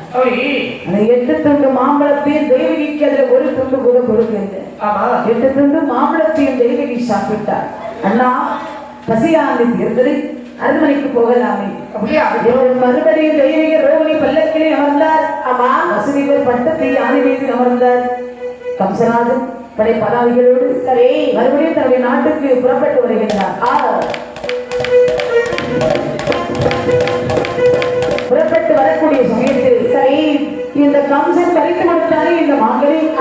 இது யாருக்கு சொல்லப்பட்ட மாங்கனி? இது எவ்வளவு பெருமை வாய்ந்த மாங்கனி. 3 சென்றால் ஒரு பூவா, அடுத்த 3 வருடம் சென்றால் ஒரு பிக்கா, அடுத்த 3 வருடம் ஒரு காயா, சரி அடுத்த 3 வருடம் சென்றால் ஒரு கனியாகும். ஆமா, ஆக ஒரு கனியாவதற்கு 12 வருடங்கள் ஆகிறது. இந்த பரத்வா சபதி வந்து அப்படி தவறிறக்கி செல்வார். தவறினை முடிந்தவர்களை மாமர மூக்கிலே வந்து கையை விட்டுவார். ஆமா, கையானது தானாகவே வந்தவர். அதை உட்விட்டு மீண்டும் அப்படி தவத்திற்கு செல்வார். அன்றைய தினத்திலே 12 வருடம் தவத்தை முடித்து மாமர மூட்டிலே வந்து கண்ணை மூடி கரத்தை நீட்டினார். கரத்தை நீட்டினார். என்னடா இது, கரமாந்து கணக்கவில்லையே. திறந்து பார்க்கிற கனியை காணவில்லை. மரத்தை எட்டி பார்க்கிறார், மரத்துல மாங்கனி இல்லை. வந்தது கோபம். என்னடா இது, மாங்கனியை காணவில்லை என்று ஞான திருஷ்டியால் பார்க்கின்றார். பார்க்கும் பொழுது முனிவருக்கும் தெய்வங்களுக்கும் நெற்றியிலே இருக்குமா ஞான திருஷ்டி. ஞான திருஷ்டியால் பார்க்கும் போது கம்சன் பறித்து தெய்வகிக்கு கொடுத்திருப்பது ஞானத்தால் அறிந்தார். வந்தது கோபம், போட்டார் சாபம். யாரா இருந்தா நமக்கு அதுல மாங்கனி சாப்பிட்டவர் வயிற்றையை பிறக்கக்கூடிய 8வது பிள்ளை, மாங்கனியை பறித்து கொடுத்தவனை கொல்ல கடமை. இந்த சாபமானது யாருக்காக கேட்கிறது? இந்த சாபமானது கம்சராஜனுடைய காதலை கேட்டது. ஆமா கம்சராஜனுடைய காதலை கேட்ட உடனே எப்படி கடும் கோபம் கொண்டாலும் நினைக்கிறேன் என்னடா இது ஒருவர் சாபம் பலிக்கும். மாங்கனி சாப்பிட்டவளை வயிற்றிலே பிறக்கக்கூடிய 8வது பிள்ளை மாங்கனியை பறித்து கொடுத்தவனை கொல்ல கனவை பறித்து கொடுத்தது நாமல் சாப்பிட்டது தெய்வகி. இவள் வயிற்றிலே பிறக்கக்கூடிய குழந்தை நம்மளை கொல்லும். அப்படியான தெய்வகி உயிரோடு இருந்தால் தானே குழந்தை விட்டிருப்பாள். இவளை கொண்டு விட்டால் எப்படி குழந்தை பிறக்கும், எப்படி நம்மளை கொல்லும் அப்படின்னு சொல்லி ரதத்தை நிறுத்தினான். உரைமாலை உருவினான். தெய்வகியை கொல்வதற்கு அப்படியே எத்தனித்தான். அப்போது குறுக்கிட்டார் வசுதேவர், ஏ மாப்பிள்ள, பெண்களை கொல்வது பாவம் என்று சொல்லுவார்கள். அதுல உங்களுடைய தங்கை தெய்வகியை கொல்வதற்கு துணிந்து விட்டாயே, உனக்கு ஏன் இன்னைக்கு இவ்வளவு இப்போது கேட்கிறீர்கள் பரத்வாச முனிவருடைய சாபம் இவர்களுடைய வயிற்று பிறப்பு 8வது குழந்தையாக எனக்கு மரணம் ஏற்படுகிறது. ஆமா அப்படி யாரால் இவரை கொண்டு விட்டால் இவன் எப்படி குழந்தை பெற்றிருப்பாள்? வைப்பனா அதாவது தெய்வகி வயிற்றிலே பிறக்கக்கூடிய 8வது பிள்ளைதானே உன்னை கொல்லும். அவள் வயிற்றிலே பிறக்கக்கூடிய குழந்தை உனக்கு யாரு? மருமகன். உன்னை மாமன் என்றுதானே அதை கூப்பிடும்.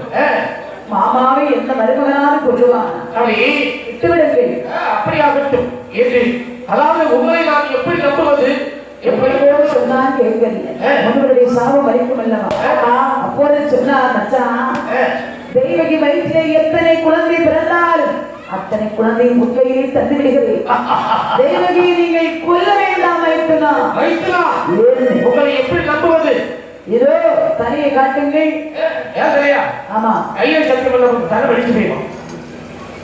இதோ உங்களுக்கு நான் சத்தியம் செய்து தருகிறேன். சத்தியத்தை நம்பினால் கேளும் அதி கொண்ட கம்சராஜனானவர்கள் அதன் மனைவியை வருகிறார். வந்தவனுக்கு மனசுல ஒரு சிந்தனை, திருமணம் ஆனவர்கள் சேர்ந்து வாழ்ந்தால் குழந்தை பிறகு வந்து தனித்தனியாக சிறையிலே அடைக்கிறான். தெய்வகி ஒரு சிறையிலே, வசுதேவரை இன்னொரு சிறையிலே, ரோகிணியை கோபுரத்திலே அடைக்கிறான். ஈனம் இறக்கமற்ற கம்சராஜு நகைப்பானே தங்கை மாறே நகரியே சிறையில் வைத்தார். நகைப்பானே தங்கை மாறே நாடரியே சிறையில் வைத்தார்.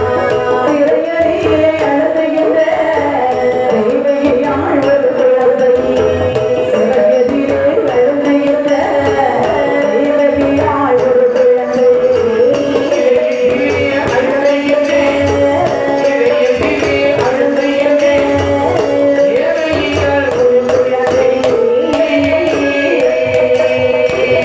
குறையாமல் பெற்றிருந்தாள் கொடுமாவி கம்சராஜு.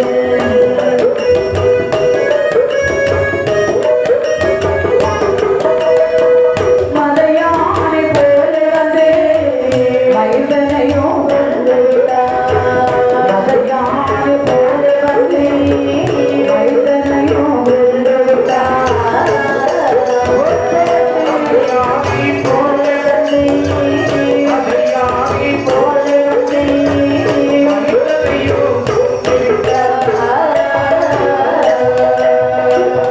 தங்கை என்று பாராமல் பாதாள சிறையிலே அடைக்கிறான். உடனே தங்கை என்று பாராமல் பாதாள சிறையிலே கொண்டு வந்து அடைத்து ஆமா, இப்படி சிந்தனை செய்யக்கூடிய நேரத்தில் சரி, ஈனம் இரக்கமற்ற கம்சராஜன் சிறையிலே வைத்தான். சிறையிலே இருந்த தெய்வகி யான்கள் கண்ணா கண்ணா காவேரி வண்ணா கமல கண்ணா அச்சுதா பரந்தாமா. கொடுமாவி கம்சன் என்னையும் என் கணவனையும் பிடித்து சிறையிலே வைத்திருக்கிறானே ஐயோ என்று மனவாடினாள். தேவகியானவள் சிறையிலே இருந்தாள். அழகான ஒரு குழந்தை பெற்றாள். ஆனா பெண்ணா என்று பார்த்திருக்க மாட்டாள். குழந்தை குரல் ஓசை கேட்ட காவலாளர்கள் கம்சனுக்கு செய்தி சொன்னார்கள். என்னவா தங்களுடைய தங்கையானவள் ஒரு குழந்தை பெற்றிருக்கின்றாள். என்ன குழந்தை பெற்றிருக்கின்றாளா? என்ன மாயம், என்ன மாயமாயிருந்தா என்ன? இதோ நான் வருகிறேன் என்று அந்த யானை போல் எடுத்து வருகின்றார். தேவகி முன்பிலே கிடந்த பச்சிலும் குழந்தை என்று பாராமல் இடது கையாலே அப்படி தூங்கினான். ஆகாசத்திலே வீசினான். குழந்தை வரக்கூடிய திசையிலே வாளை ஏந்தினான். குழந்தை வாள் மீது விழுந்து துடி துடித்து இறந்து போகின்றது. இப்படி ஒரு குழந்தை 2 குழந்தையை பெற்றால் தெய்வகி 6 குழந்தை பெற்றால் அப்படியானவள் 6 குழந்தையும் அரை அறையாகவே கொண்டு குவித்தான் இந்த கம்சராஜன். ஐயோ பச்சிலே குழந்தைங்க பாருங்க, ஆமா. பெருமலையாக வளர்ந்து நிற்கிறது. பூமி மாற கொடுக்க முடியாமல் பூமா தேவியானவள் கண்ணன் இடத்திலே சென்று முறையிட்டார். எப்படி எப்படி கண்ணே நீ கரியம்மா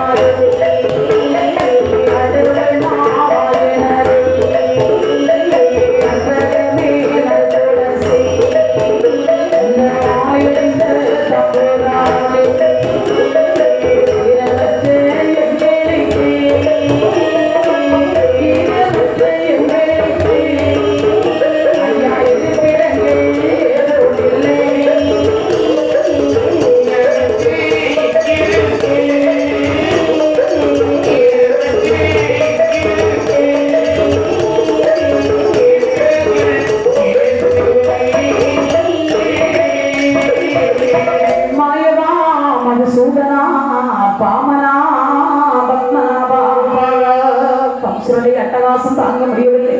உலகத்தை அதர்மம் தரையிறங்கி விட்டது. அதர்மத்தை அழித்து நன்மையை நிலைநாட்ட வேண்டும் கண்ணா என்று பூமா தேவியானவள் மாயின் இடத்திலே சென்று முறையிட்டாள்.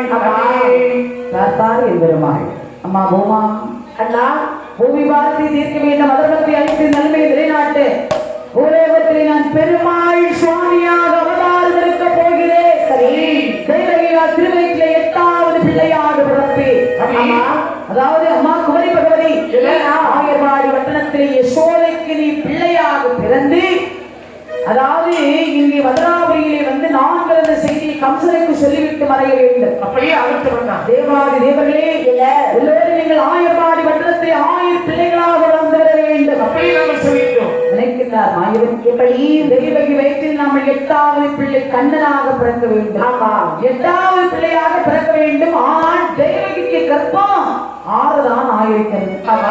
7வது பிள்ளைக்கு ஒரு கருவை நாமல் ஜனிக்க வைக்க வேண்டும் என்று கண்ணனை அல்லும் பகலுமாக சுமந்து கொண்டிருக்கிறது ஆதிசேடன் என்று சொல்லக்கூடிய பாம்பு.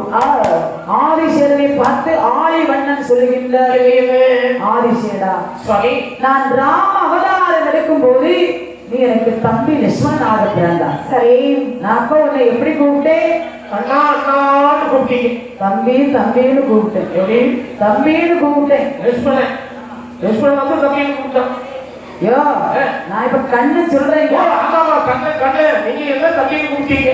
தம்பின்னு கூப்பிட்டேன். ஆமா, நான் இப்போது கண்ணன் அவதாரம் எடுக்க போகிறேன். சரி, நீ எனக்கு அண்ணன் பலராமனாக பிறக்க வேண்டும். இப்போது நீங்க எப்படி கூப்பிடுவீங்க? அண்ணா அண்ணா அண்ணா என்று அழைக்கும் என்று ஆழிவண்ணனாய் என்பெருமாள் ஆதிசேடனை ஒரு குழந்தை கருவாகி தேவகியால் திருவயிற்றிலே குழந்தை கருவாகி அடைத்தார். 3 மாதம் அந்த கருவை சுமந்தாள் தேவகி. அதன் பிறகு மாயனுடைய அருளாளி கோவிலத்தில் இருக்கின்றாளே ரோகிணி, அவள் வயிற்றிலே சென்றது. மீதி மாதங்களை சுமந்து ரோகிணியானவள் அழகான ஒரு ஆண் குழந்தை பெற்றாள். அவன் பலராமனாக வாழ்ந்து வருகின்றார். ஆனால் தேவகிக்கு கர்ப்பம் 7ஆகிவிட்டது. 8வது பிள்ளையாக சென்றிருக்க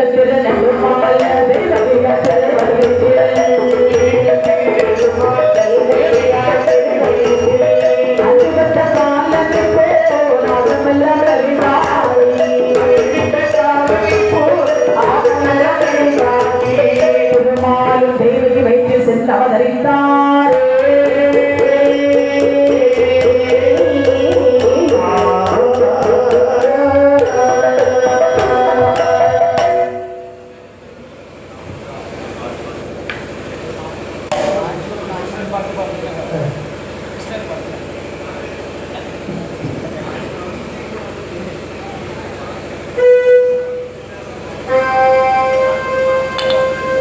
தேருக்கும் இடத்தில் பாருக்க வேண்டும் திருப்பதி வெங்கடேஸ்வரா தேவா, நான் இருக்கும் இடத்தில் நீ இருக்க வேண்டும். நாராயணா ஒளிடா ஹரி நாராயணா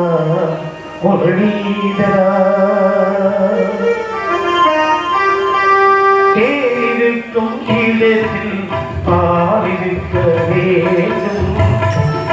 திருப்பதி வெங்கடேஸ்வரா தேவா நான் இருக்கும் இடத்தில் நீ இருக்க வேண்டும் நாராயணா முரளீதரா ஹரி நாராயணா முரளீதரா.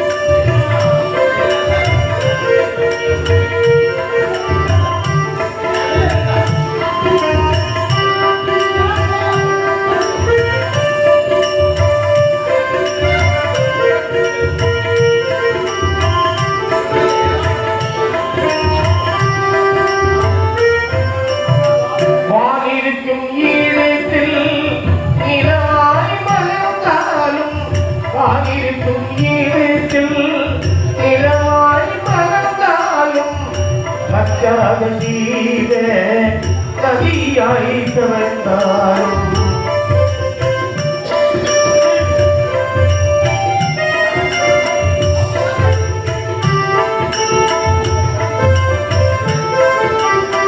மாவிருக்கும் கீழத்தில் நிலவாய் மலர்ந்தாலும் பச்சாத ஜீவ நதியாய் தவழ்ந்தாலும் மாணிக்கத்தில் மலையே மலை வாச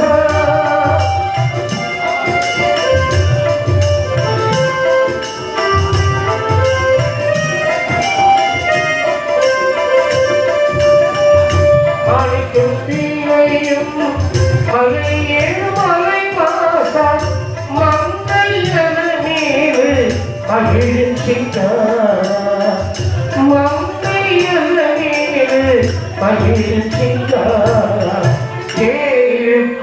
இடத்தில் பாதிக்க வேண்டும் திருப்பதி வெங்கடேஸ்வரா தேவா நான் இருக்கும் இடத்தில் நீ இருக்க வேண்டும் நாராயணா முரளீதரா ஹரி நாராயணா முரளீதரா.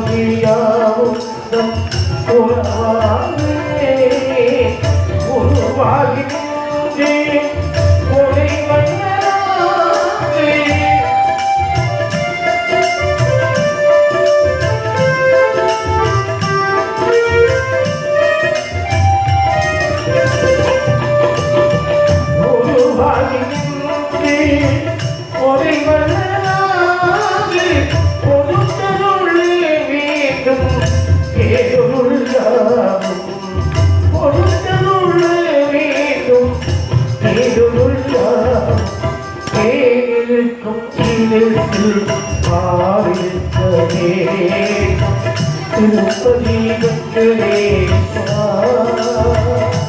தேவா நான் இருக்கும் இடத்தில் நீ இருக்க வேண்டும் நாராயணா முரளீதரா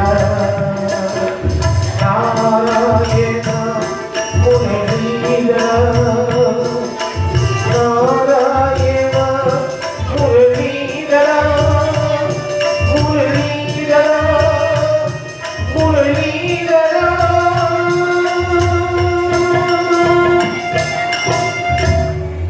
அப்படியாகவே தெய்வகியானவள் 6 குழந்தை பெற்றால் 6 குழந்தையும் அறியாகவே கொண்டு வைத்தான். பூமிவாரம் இருக்க முடியாமல் பூமா தேவியானவள் கண்ணெடுத்து சென்று முறையிட்டாள். பூமிவாரத்தை தீர்த்து அதர்மத்தை அளித்து நன்மை நிலைநாட்ட பூலோகத்திலே தேவகியால் திருநீற்றிலே 8வது பிள்ளை கண்ணனாக பிறப்பேன் என்று பூமாதேவிக்கு சொல்லிவிட்டு அம்மா என் பெருமாள் ஆதிசீலனை ஒரு குழந்தை கருவாக்கி தெய்வகியால் திருவயிற்றிலே 7வது பிள்ளையாக அடைத்து 3 மாதம் அந்த கருவை சுமந்தாள் தெய்வகி. அதன் பிறகு மாயவன் அருளாளி கோகுலத்தில் இருக்கக்கூடிய ரோகிணி வயிற்றை சென்று சரி மீறி மாதங்களை சுமந்து அழகான ஒரு ஆண் குழந்தை பெற்றாள். அவனாக வாழ்ந்து வருகின்றான். ஆனால் தேவிக்கு கர்ப்பம் 7 ஆகிவிட்டது. 8வது பிள்ளையாக சென்றிருக்க திருநெடுமான் தெய்வகியால் திருவயிற்றிலே குழந்தை கருவாக அழைத்தார். அப்போது நினைக்கிறார் அந்த பகவானே 6 குழந்தை பற்றியின் 6 குழந்தை மரியாதையாகவே கொண்டு வைத்தான். 7வது கர்ப்பமானே மாயமாக போய்விட்டது. 8வது கர்ப்பமாக இருக்கிறீனே இந்த குழந்தை நான் பெற்றெடுத்தால் குடும்பாவி கம்சன் கொண்டு விடுவானே. இந்த குழந்தையை நாங்கள் பாலூட்டி சீராட்டி வளர்க்க வேண்டுமானால் உயிர் பிச்சை வாங்க வேண்டும் என்று சிறை சாலை விட்டு வருகிறான் தெய்வகி.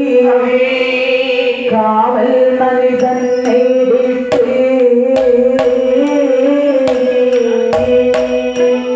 கம்சனோடு முன்பில் வந்தார்.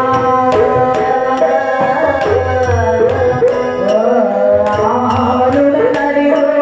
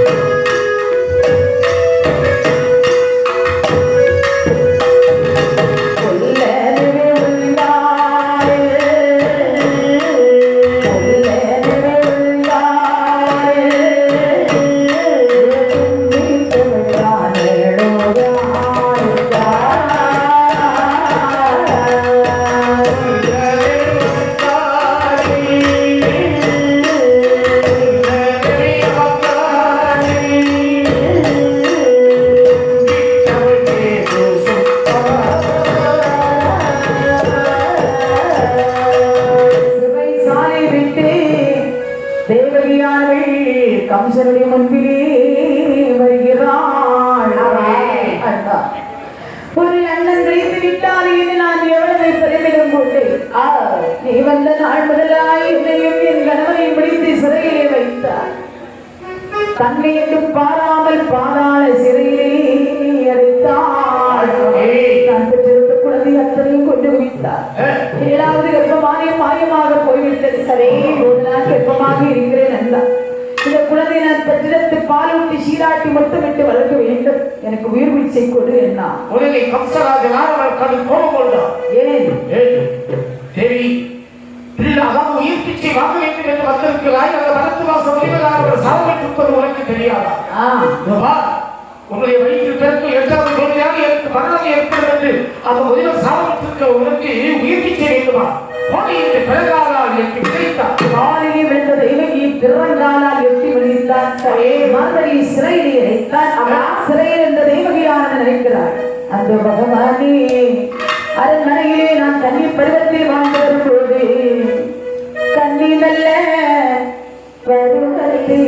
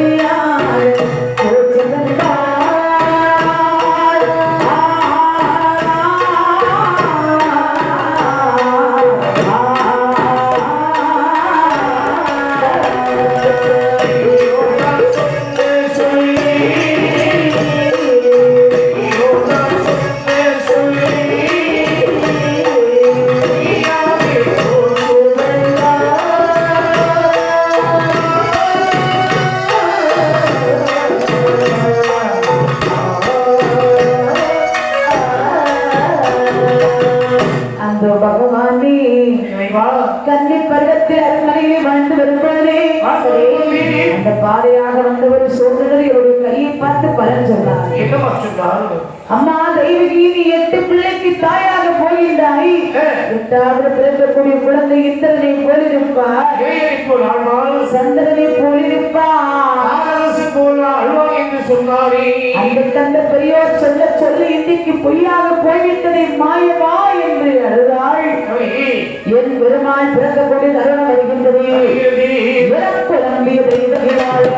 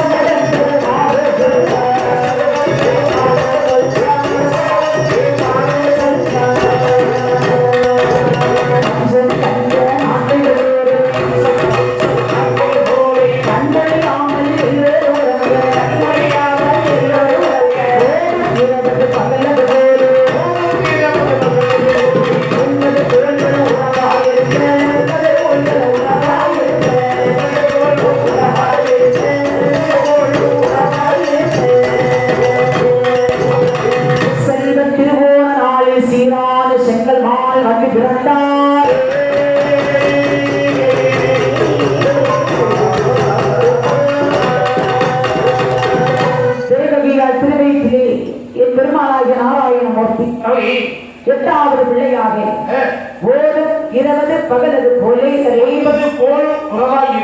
செல்வ திருவோண நாளில் சீரான செங்கல்மால் வசுதேவருக்கும் தெய்வகிக்கும் குழந்தையாக சிறையிலே பிறந்தார். என் பெருமாள் 8வது பிள்ளையாக சிறையிலே பிறந்தார். பிறந்தபோது வசுதேவர் காரியத்துக்கு கைகள்லாம் விலங்கு மாட்டியிருக்கு பாருங்க. மாயவன் அருளாளி தன்னைத்தானே இருக்கிறது. அவை அந்த தெய்வகியார் முன்பில் வருகின்றார் வசுதேவர்.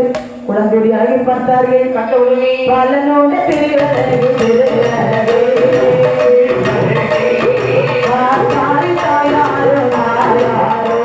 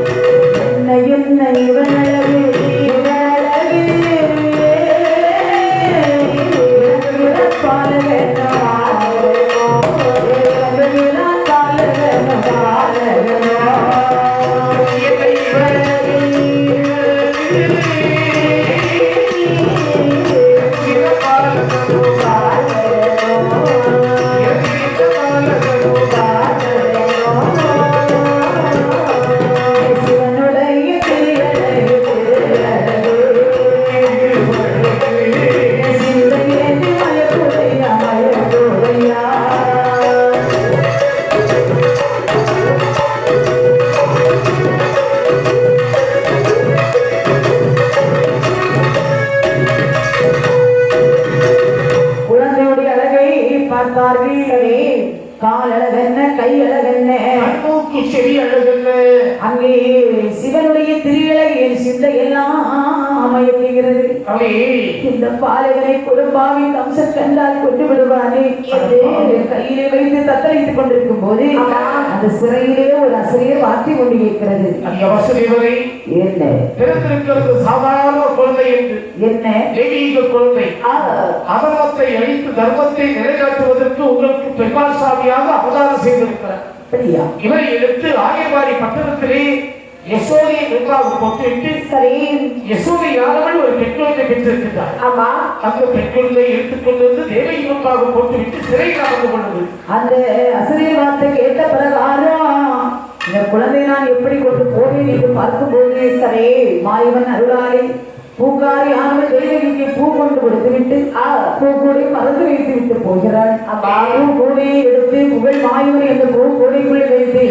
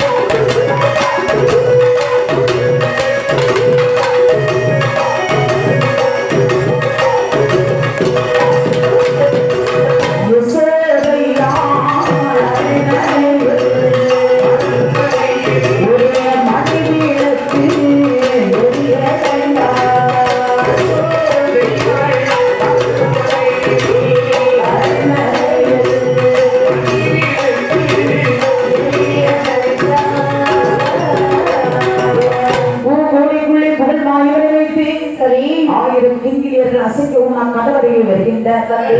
இந்த கதவை திறந்தால் தானே என்னால் வெளியே போக முடியும் என்ற மாயவனை மனதில் நினைக்கி கூடிக்குள்ளே இருந்த புகழ் மாயவர் தன்னுடைய கால் பெருவநிலை கொண்டு அந்த கதவை கொடுத்தார். தன்னுடைய பாதம் அந்த கதவிலை பட்டபோது கதவானது திறக்கிறது.